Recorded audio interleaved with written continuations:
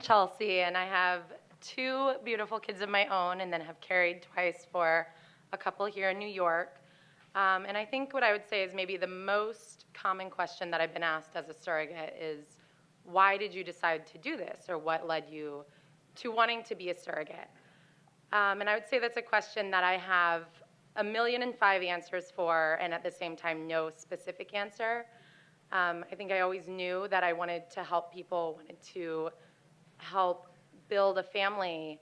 And then once I had kids of my own and became a parent, I saw what an amazing journey that was, how it shaped my life, how it became my most important role. And I just felt really excited and really eager to be a part of that for somebody else and to help build that love and that family. So we looked into surrogacy, and I worked with an agency, which was just an incredible experience. They helped me navigate that realm of, the legal paperwork and the matching with a couple, so that I could focus on finding a couple that, like Mike said, felt like a friend, felt like somebody that I could build a personal relationship with, and just be really excited to see this journey that we were going on together. And I carried their oldest daughter right now is coming up on 3 years old in February. So my own daughter at the time was 4 or 5 years old, and seeing how my son too, but he was a little younger at the time, but seeing how my older daughter viewed my role as a surrogate, viewed our role in helping to build a family, was such an amazing gift for myself as a parent. I remember one time shortly after I had gone through the process of the medications and the transfer and was pregnant with their older daughter, I was at the park with my two little ones, and there was a woman who was very pregnant at that time, and I saw her my daughter being interested in that idea. We had, talked through what I was going through, the medications, the fact that I would be carrying a child for another family. So I heard my daughter talking to this woman at the playground and saying, "Oh, my mom has a baby in her belly too." And so I kind of peeked my ear over a little bit and listened some more, and she said, "Yeah, my mom has a baby in her belly right now, but the baby is not for our family. She's for this other family, these two men, because they just love each other so much, and they really want a baby to love, but they can't do it on their own, so we're helping them." And it's something that I remember so vividly, because it was really boiled down to exactly why I was doing this and exactly what my reason for looking into surrogacy was. And I loved that I had that, and that another family had that, but also that my own family and my own children were seeing what it is to be a family and what it is to be a parent and to love somebody and love a child. And I think that's something that I am so appreciative of having had in my own life and in my children's life. Later, after their daughter was born, they contacted me a couple months later and said, "Would you be willing to do a sibling journey with us?" And the answer was absolutely. I can't imagine anything other than that, because at that point we had developed through the first surrogacy journey this amazing friendship, this amazing partnership between all of us, and seeing them have their daughter and then their younger daughter as well was something incredible, and seeing them turn into parents and navigate their own family and their own idea of what it meant to raise a child was just an amazing gift on top of what we had already had with the surrogacy. So it's been an all-around wonderful journey, and I think, like Mike said, really finding the perfect couple to work with so that you can build this partnership of making families and being a part of a family and a part of a team. So my journey started a little bit differently. My aunt actually suffered from infertility. And at the time, I was only 18, and I hadn't had children of my own yet. And so she had always mentioned surrogacy. This was back in 2001. And I think now back that was actually an option back then, that she could have had somebody else carry her baby for her. And she wanted my mother to do it. But at the time, my mother was much older, and she wasn't able to. So therefore, my aunt never had children of her own. So a few years passed. My husband and I have two boys of our own. And I thought, I think we should have one more. I think I want 4 kids. And my husband was, no, we have 2, we're done, we're good. And I was like, okay, but I want to be pregnant again. I love being pregnant. How am I going to fulfill that desire? Because when you're pregnant with your own children, all you do is plan and plan and plan and dream of the future for that child. And I thought, I'm never going to do that. I didn't really have a closure with my own children because I didn't enjoy the pregnancy. I just wanted the baby. And so I kind of did a little Google search one afternoon while I was at work and came across an agency locally to me in Connecticut. And I just sent an email. Like, I don't know what's going to happen, but let's just see. I had not spoken about this to my husband about a surrogacy journey. I hadn't said anything to him. And so I get an email like 30 minutes later. This was going to be a great opportunity for us. Let's talk. Let's have some open conversation. So I spoke with the agency, and a few minutes later, I'm like, hey, so I think I did something. And he's like, okay, well, so we talk about it. And the process of becoming the surrogate was a little bit a long journey for me. It probably took about 8 or 9 months before I actually even looked at a couple. There is a lot of testing and medical procedures and psych evaluations, and they want to meet your family. And so as we kept going through the process, are you comfortable? I kept asking my husband, are you sure you're okay with this? Because I'm really okay with this. I really want to do this. Yep, we're good. Go ahead. We'll go to the next step. So further and further and further, finally we get our first match. And the agency was fantastic in the sense that I told them, I want a relationship. I want a friendship. I want a bond. I'm not just doing this for me. I'm doing it for them. So I want like a long-term journey about this. I'm sure there's people who don't want that, and then that just wouldn't be me. That wouldn't be my match.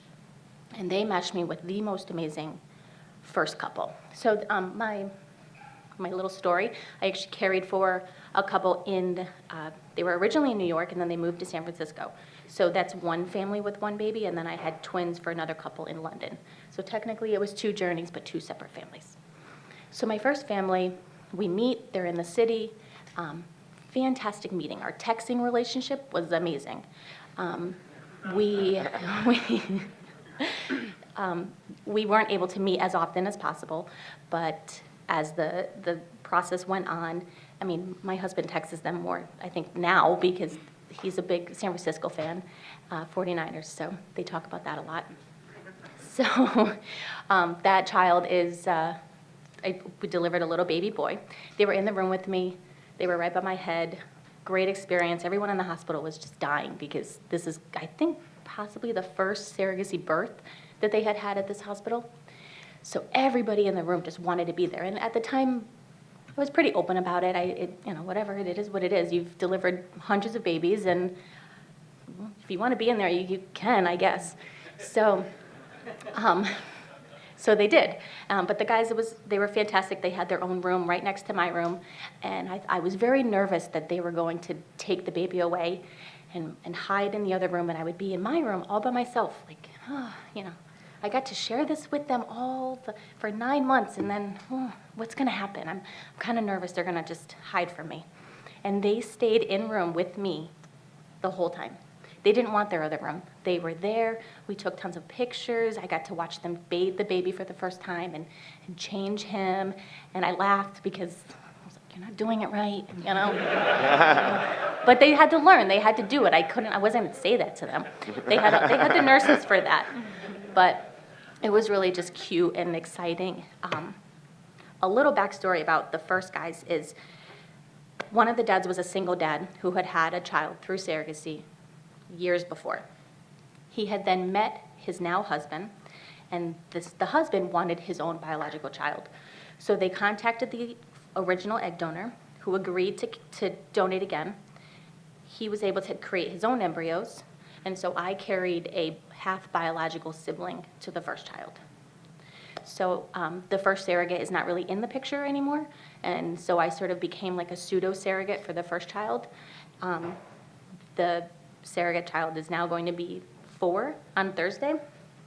So I sent a birthday present, but I also sent a big brother present for the brother because he doesn't get to celebrate those special days with his surrogate, and that kind of breaks my heart, because I don't know what her reasoning was.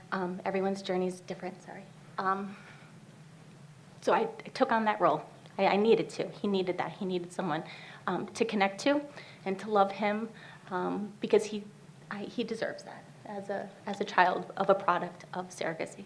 So my second couple in London, fantastic story. They wanted twins. It was a one-shot deal. It worked out great. But my emotions for that time were different, and I don't really want to go into that. It's a long story, and we don't have all day. So I'm a storyteller. But the product of surrogacy fulfilled that desire in me tremendously. I felt whole after that first baby. I felt completed. I felt I did it. I succeeded. I had that baby medication-free. That was my goal. I was like, I wanted to have that little check. You know, I did it once with medication. I did it once with this. And I was like, this is my dream baby. I'm going to do it the way that I wanted to do it. And I did. So he was he changed me. He changed my family. My aunt just looks at him as like a product of what she could have had. So my whole family enjoyed the process and loves the whole thing.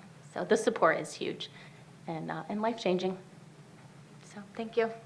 I am a known egg donor for 6 couples, resulting in 9 live births.